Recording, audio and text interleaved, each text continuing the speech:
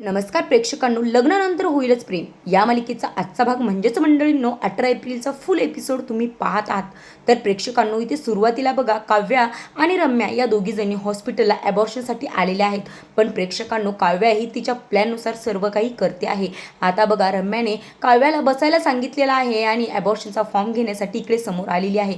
त्यावेळेस बघा त्या कंपाऊंडर आहेत त्या विचारतायत की तुम्ही कोणत्या डॉक्टरचा सल्ला घेतलेला आहे. त्यावेळेस रम्या म्हणते की मंजिरी डॉक्टर. असं म्हटल्यानंतर ती कंपाऊंडर डॉक्टरांना कॉल करते आणि त्यावेळेस डॉक्टरच्या सांगण्यावरून रम्याला 2 फॉर्म देते. आता प्रेक्षकांनो, त्यावेळेस रम्या एक फॉर्म जो आहे तो स्वतःच्या पर्समध्ये ठेवते आणि दुसरा फॉर्म हे काव्याकडे घेऊन येते. आणि प्रेक्षकांनो, त्यावेळेस हे सर्व जे काही आहे लपून चिपून फॉर्म ठेवणं वगैरे हे सर्व काव्या पाहत असते. आणि त्यावेळेस रम्याने काव्याकडे पाहिलं की ती खाली मान घालते. आता प्रेक्षकांनो, इथे रम्या ही ते फॉर्म घेऊन आलेली आहे आणि काव्याला साईन करण्यासाठी सांगते. काव्या देखील साईन करते. पण प्रेक्षकांनो, त्यावेळेस बघा इथे रम्या ही तिचा ब्रेन वॉश करते आणि तिला म्हणते की तू आतमध्ये गेल्यानंतर डॉक्टर सांगतील की तुला बाळ वाढवणं हे कसं सोपं असतं आणि अबॉर्शन करणं हे कसं कठीण असतं. पण तू फक्त तुला IAS व्हायचं ही गोष्ट नाही, लक्षात ठेव, तुझं एम लक्षात ठेव आणि नंतरच तुझा विचार बदल. आता प्रेक्षकांनो, तेवढ्यातच बघा आतमधून एक नर्स येते आणि त्यावेळेस ती म्हणते की डॉक्टर मंजिरींनी तुम्हाला आतमध्ये बोलवलेलं आहे. असं म्हटल्यानंतर प्रेक्षकांनो, रम्या तो काव्याकडचा फॉर्म आहे तो फॉर्म घेते आणि साईन केलेला फॉर्म जो आहे ती म्हणते की आता येथील एक फॉर्म इथे सबमिट होईल आणि एक फॉर्म डायरेक्ट पार्थच्या हातात जाईल. आता प्रेक्षकांनो, इकडे आतमध्ये आल्यानंतर डॉक्टर विचारतायत काय करताय तुम्ही, ॲबॉर्शन का करताय. रम्याने तुमचा फॉर्म आणून दिलेला आहे, सबमिट केलेला आहे. असं म्हटल्यानंतर काव्या म्हणते की मी तुम्हाला सांगितल्याप्रमाणेच तुम्ही तिला 2 फॉर्म दिलेले आहेत ना. त्यावेळेस डॉक्टर म्हणतात की हो, पण तुम्हाला कसं माहिती की ती 2 फॉर्म मागेल म्हणून.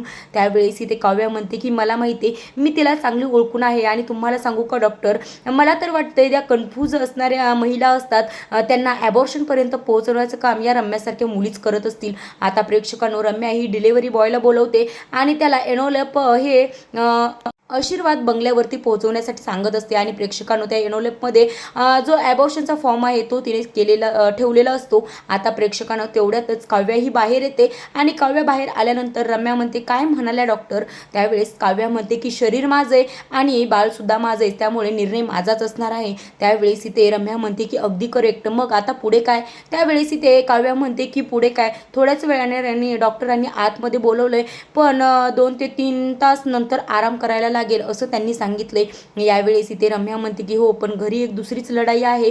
असं म्हटल्यानंतर काव्या म्हणते की प्लीज घरी आत्ताच कोणाला काही सांगू नकोस. असं म्हटल्यावर इथे रम्या म्हणते की बरं ठीक आहे. आणि तेवढ्यातच त्या कंपाऊंडर आहेत त्या म्हणतायत की तुम्हाला काव्या तुम्हाला आतमध्ये बोलवले आहे, डॉक्टरांनी बोलवलं आहे. असं म्हटल्यानंतर काव्या आतमध्ये जाते आणि प्रेक्षकांनो, त्यावेळेस बघा इथे रम्या स्वतःच विचार करते की आता काव्या तू आणि पारची जी प्रेमाची निशाणी आहे ती मोजून टाकतेस आणि घरात पारच्या हातात देखील ते एनोलप पडलं असेल. आता प्रेक्षकांनो, इकडे जीवानंदिनीनं जीवाचा मित्र जो अविनाश इन्स्पेक्टर आहे त्याला बोलवलेला आहे आणि त्यावेळेस इथे इन्स्पेक्टरची ओळख करून देतो जीवा नंदिनी बरोबर. आणि त्यावेळेस इन्स्पेक्टर म्हणतो की बरं चला मुद्द्यावर या. असं म्हटल्यानंतर इथे नंदिनी म्हणते की आम्ही तुम्हाला सांगितलेल्याप्रमाणे फोनवर बोलल्याप्रमाणे तुम्ही ती फाईल आणलेली आहे काय आहे का. त्यावेळेस बघा नंदिनीनं आणि जीवा ती फाईल चेक करतात आणि त्यावेळेस त्यांना असं आढळून येतं की या महिनाभरात 4 ठिकाणचे किडनॅपिंग झालेलं आहे आणि तेही अगदी पाळणा घरामधूनच. त्यावेळेस इथे इन्स्पेक्टर म्हणतायत की हो, तेही बरोबर आहे आणि पाळणा घरामधूनच इथे किडनॅपिंग झालेलं आहे. पण तुमच्या सांगण्यानुसार तुम्हाला जसा मास्टरचा फोन आलेला होता तसं आमच्या पोलीस स्टेशनमध्ये कसली फाईल नाही आहे. आणि त्यावेळेस तो म्हणतोय की आम्ही इन्व्हेस्टिगेशन करतोय, परंतु अत्तरला विकणारी बाई आम्हाला अजून कुठेही आढळलेली नाही. आता त्यावेळेस बघा इथे नंदिनी म्हणते की आम्हाला आपल्या महाराष्ट्रातील 2 वर्षाखालील किडनॅपिंगच्या ज्या केसेस आहेत त्यांची फाईल आम्हाला मिळू शकतील का, जेणेकरून आम्हाला त्या मास्टरचा पॅटर्न कळेल. आणि जो माणूस एकाच महिन्यात 4 मुलं किडनॅप करू शकतो म्हणजे कोणतरी शातीर गुन्हेगार असणार आणि त्यामुळे तो सर्व काही सावधानपणे करत असणार आणि त्यामुळे आपल्याला जर त्याची फाईल मिळाली तर आपण नक्कीच त्याचा पॅटर्न ओळखू आणि आपल्याला पॅटर्न कळाला तर मग आपण त्याच्यापर्यंत पोहोचू, नाहीतर आपल्याला पुढची किडनॅपिंगचं काहीही कळणार नाही. असं म्हटल्यानंतर जीवा म्हणतो, नाही नंदिनी तू जास्तच हायपर होतेस. असं म्हटल्यावर ती म्हणते की नाही, जर आपल्याला त्याचा पॅटर्न कळला तरच आपण पुढची किडनॅपिंग वाचवू शकतो. असं म्हटल्यानंतर इन्स्पेक्टर म्हणतो की हो वहिनी बोलतायत ते अगदी करेक्ट आहे, परंतु तुम्ही जे काही कराल ते सर्व बातमी माझ्यापर्यंत पोहोचवत जा, कारण तुम्ही काही पोलीस नाही आहात. असं म्हटल्यानंतर नंदिनी म्हणते की हो दादा, आम्ही जे काही करू ते सर्व काही तुमच्या मदतीने करू आणि जरी आम्हाला कसला क्लू मिळाला तर आम्ही तुम्हाला नक्कीच सांगू. आता प्रेक्षकांनो यावेळेस बघा इथे रम्या ही विचार करत असते की आतापर्यंत ते एनोलप जे आहे ते पार्थच्या हातामध्ये पोहोचलं देखील असेल. आता प्रेक्षकांनो इकडे देशमुखांच्या घरी बेल वाजल्याचा आवाज येतो आणि त्यावेळेस लगेच पार्थ म्हणतो की रम्यानं पाठवलेलं बहुतेक एनोलप आलं असेल. आता प्रेक्षकांनो ते एनोलप घेण्यासाठी म्हणून पार्थ जोरात बाहेर येतो, परंतु तोपर्यंत मानिनी ते एनोलप जे आहे ते कलेक्ट करते आणि लगेचच ती पार्थला देते. तोपर्यंत लगेचच पार्थ हात पुढे करतो. त्यावेळेस मालिनी म्हणते काय रे, तू काय इथेच उभा होतास का? तेव्हा पार्थ म्हणतो की हो अगं ते ऑफिसमधून येणार होतं म्हणून इथेच थांबलेलो. आता परत एकदा एक एनोलपवाला येतो, डिलेव्हरीवाला येतो. त्यावेळेस बघा मानिनी म्हणते की आज काय डिलेव्हरीचा दिवस आहे का काय काय एका मागोमाग एक कुरिअर येत आहेत. असं म्हटल्यानंतर ती पार्थला बोलवते, परंतु प्रेक्षकांनो हे कुरिअर जे आहे ते सील केलेलं नसतं आणि त्यामुळे जे पेपर आहेत ते पेपर खाली पडतात आणि प्रेक्षकांनो या पेपरमध्ये काय लिहिलेलं आहे ते सर्व काही मालिनीला करतं आणि त्यावेळेस बघा ते ॲबॉर्शन पेपर्स बघून मालिनीला चक्कर येते आणि तेवढ्यातच पार्थ तिला वाचवायला येतो. आता प्रेक्षकांनो इथं ॲबॉर्शन करण्यासाठी म्हणून काव्या आतमध्ये आलेली आहे, पण प्रेक्षकांनो तेवढ्यातच एक महिला छोट्याशा बाळाला घेऊन काव्याजवळ येते. आता प्रेक्षकांनो इकडे बघा पार्थ हा मालिनीला म्हणतोय की ते ॲबॉर्शनचे पेपर तू वाचलेस का? ते ॲबॉर्शन खोटं होतं असं म्हटल्यानंतर इथे मालिनी त्याचं पूर्ण ऐकूनही घेत नाही आणि म्हणते म्हणजे तुला माहीत होतं का ते ॲबॉर्शनचं पेपर आहेत? काय चाललंय अरे, काय खेळ चालवला आहे? असं म्हटल्यानंतर पार्थ म्हणतो की हो खेळच चालवला आहे. असं म्हटल्यानंतर अरे काय बोलतोयस, तुला काही अक्कल आहे का नाही? असं मालिनी त्याच्यावर चिडून बोलते. मग त्यावेळेस बघा इथे पार्थ म्हणतो की अगं आई ऐकून तर घे, हा आम्ही खेळच चालवला आहे, परंतु हा खेळ रम्यासाठी चालवला आहे आणि जे रम्याचं खरं रूप आहे ते सर्वांच्या समोर आणण्यासाठी हा खेळ चालवला आहे. त्यावेळेस तो सविस्तरपणे मानिनीला सांगतो की काव्याला माहीत झालंय की रम्या जे काही वागते ते सर्व चुकीचं आहे. त्यावेळेस बघा इथे मालिनी म्हणते की ह्या दोघीजणी मायालेकी म्हणजे आपल्या घराला लागलेलं राहुकेतू आहेत. आता प्रेक्षकांनो त्यावेळेस मालिनी म्हणते की पण हे ॲबॉर्शनचं कसं काय? तेव्हा पार्थ म्हणतो की बाळ राहिल्यापासून काव्या कन्फ्युज्ड आहेत की बाळ ठेवावं की नाही. त्यावेळेस मालिनी म्हणते की काय कन्फ्युज्ड म्हणजे? पार्थ तुला एकदाही मला काहीतरी सांगावंसं वाटलं नाही का? मी सुरुवातीपासून तुला विचारत होते की अरे काव्या एवढी शांत का आहे, परंतु तू एकाही शब्दाने मला काहीही बोलला नाहीस. त्यावेळेस इथे ती म्हणते की मग काय बाळ ठेवायचं की नाही, काय विचार आहे? त्यावेळेस इथे पार्थ म्हणतो की नाही नाही बाळ तर काव्याला पाहिजे आहे, परंतु त्या अजूनही त्यांना असं वाटतंय की मी बाळ होण्याचा टाइम जो आहे तो चुकवला आहे का? आता प्रेक्षकांनो इकडे बघा इथे काव्या ही ॲबॉर्शन करून आले आहे असं दाखवते आणि त्यावेळेस ती रडतीये.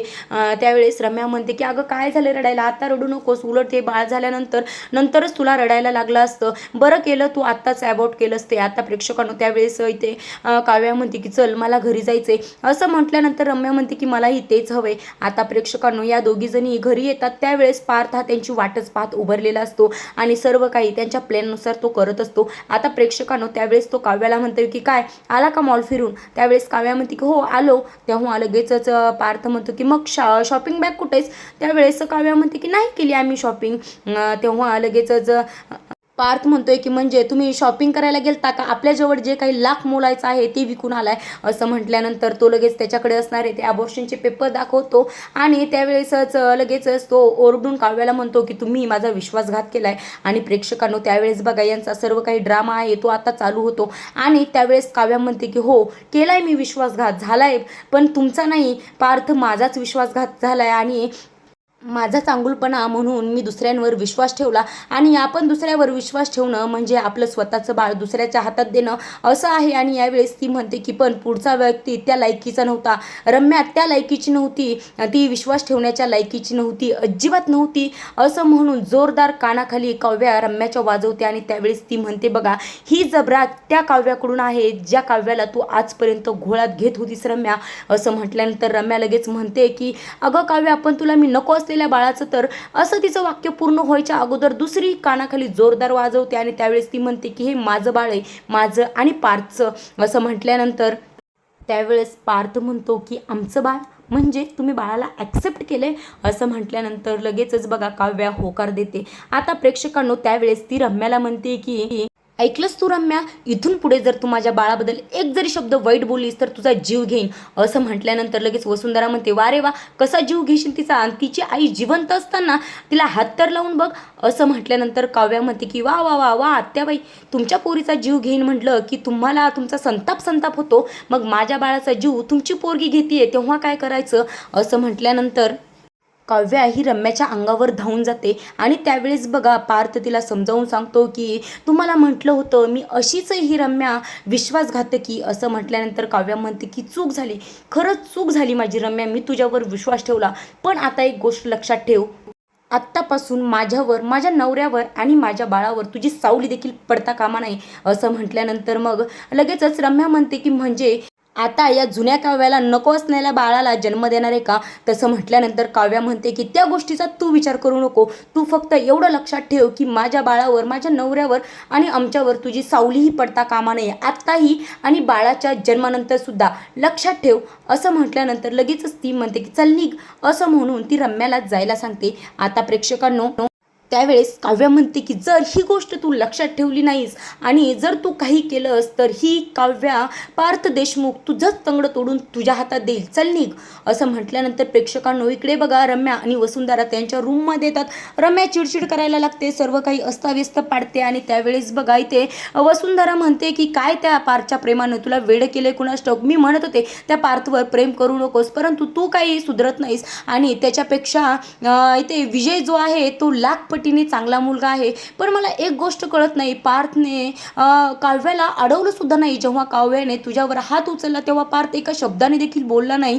असं म्हटल्यानंतर वसुंधरा म्हणते पण ही काव्या अचानक आली कुठून, हिच्यात एवढा बदल अचानक झाला कसा. असं म्हटल्यानंतर लगेचच प्रेक्षकांनो इकडे मानिनी काव्याला म्हणते की काय अचानक असं कसं काय झालं. त्यावेळेसच काव्या म्हणते की अचानक, लगेचच मानिनी म्हणते की हो मला सर्व काही माहिती होतं. अगं काव्या तू कन्फ्युज्ड होती, तू मला येऊन बोलायचंच ना. मला आज कळलंय, जेव्हा ॲबॉर्शनचे पेपर माझ्या हातात पडले ना तेव्हाही पार्थला मी विचारलं, खोदून विचारलं, तेव्हा कुठे त्यांनी सांगितलं. त्यावेळेस बघा इथे काव्या म्हणते की खरंच माझी चूक झाली आई, मला बोलायचं होतं, परंतु तुम्ही एवढे आनंदात होतात की तुम्हाला वाईट वाटेल म्हणून मी तुमच्याशी बोलले नाही. यावेळेस बघा इथे मानिनी म्हणते की जेव्हा कुठं या पार्थला मी आज खोदून विचारलं तेव्हा त्यांनी सांगितलं आणि मला त्रास व्हायचा तो होणारच होता ना, जेव्हा तू त्रास दिला नाहीस, पण आज जे ॲबॉर्शनचे पेपर माझ्या हातात पडले तेव्हा मला अगदी चक्कर आलीच ना. मग त्यावेळेस बघा इथे मानिनी म्हणते की हा बदल अचानक झालाच कसा आणि तू एवढी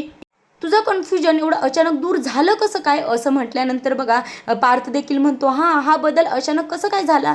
त्यावेळेस काव्या म्हणते की काय नाही हो, युनिवर्सने हा सर्व काही बदल घडून आणला आहे. मग त्यावेळेस काव्या सांगते की हॉस्पिटलमध्ये असताना काय झालं होतं. प्रेक्षकांनो आपण बघितलं की हॉस्पिटलमध्ये आतमध्ये ती ॲबॉर्शन करण्यासाठी म्हणून गेली होती, तेव्हा तिच्याजवळ एक छोटंसं बाळ असणारी लेडीज येऊन बसली होती आणि त्यावेळेस बघा ते बाळ खूप जोरजोरात रडत होतं आणि त्यावेळेस ती जी बाई आहे ती ते बाळ काव्याला घ्यायला सांगते आणि प्रेक्षकांनो ते बाळ काव्याकडे आलं की लगेच शांत होतं आणि त्यावेळेसच लगेचच ती बाई म्हणते की तुमच्याकडे आलं की बाळ शांत झालं. त्यावेळेस काव्या म्हणते काय नाही हो, तुमच्या जे ड्रेसवर डायमंड्स आहेत ना त्यामुळे बाळ कदाचित रडत असावं आणि माझा ड्रेस प्लेन आहे ना त्यामुळे त्याला मऊ लागत असावा. असं म्हटल्यानंतर प्रेक्षकांनो लगेचच इथे ती बाई म्हणते की तुम्ही बाळाला छान सांभाळता हो, म्हणजे तुम्ही किती मुलं आहेत तुम्हाला. असं म्हटल्यानंतर इथे काव्या म्हणते की नाही मला काही मूल वगैरे नाही आहे. त्यावेळेस ती बाई म्हणते की पण तुम्ही ना एक चांगली आई बनाल. असं म्हटल्यानंतर प्रेक्षकांनो ती बाई उठून जाते आणि त्यावेळेस बघा काव्या स्वतःच्या पोटावर हात ठेवते आणि मग तिला मातृत्वाची खरी जाणीव होते आणि प्रेक्षकांनो मग त्यावेळेस तिला जे पार्थ सांगत होता ते पटायला लागतं आणि प्रेक्षकांनो यावेळेस ती पार्थला म्हणते की तुम्ही जे सर्व काही जीव तोडून मला सांगत होतात तेव्हा मला काही कळलं नाही, पण आज जेव्हा मला बाळाच्या मी पोटावर हात ठेवला तेव्हा मला माझ्या मातृत्वाची जाणीव झाली आणि आत्तापर्यंत मी गरोदर होती, पण आजपासून मी आई झाली आहे. असं म्हटल्यानंतर हे ऐकून बघा प्रेक्षकांनो पार्थलाही खूप आनंद होतो आणि मालिनीला देखील आनंद होतो. त्या आनंदामध्ये मालिनी काव्याला जवळ घेते आणि त्यावेळेस बघा पार्थ म्हणतो की या पामराला पण जवळ घ्या असं म्हटल्यानंतर लगेचच मालिनी म्हणते हां ये ये तू पण ये असं म्हणून मालिनी बघा दोघांनाही जवळ घेते. आता प्रेक्षकांनो आपण उद्याच्या भागामध्ये खरंच खूप इंटरेस्टिंग एपिसोड पाहणार आहोत, कारण रम्या स्वतःहून येऊन स्वतःच्या प्रेमाची कबुली इथं पारच्या गळ्यामध्ये पडून देते आणि इकडं जीवानंदिनी हे दोघे त्या केसच्या खूप मागं लागलेले आहेत, त्या केसच्या खोलावर पोहोचणार आहेत आणि प्रेक्षकांनो नंदिनीला असा क्लू भेटणार आहे की पुढचा जो कोणी मुलाला किडनॅपिंग होणार आहे ते कुठून होणार आहे हे नंदिनीला अगोदरच कळालेलं आहे. तर प्रेक्षकांनो उद्याचा भाग खरंच पाहण्यासारखा असणार आहे. मंडळीनो आजचा भाग आवडला असेल तर लाईक करा आणि उद्याचा भाग पाहण्यासाठी आपल्या चॅनलला नक्की सबस्क्राईब करा. भेटूयात उद्याच्या भागामध्ये, तोपर्यंत धन्यवाद.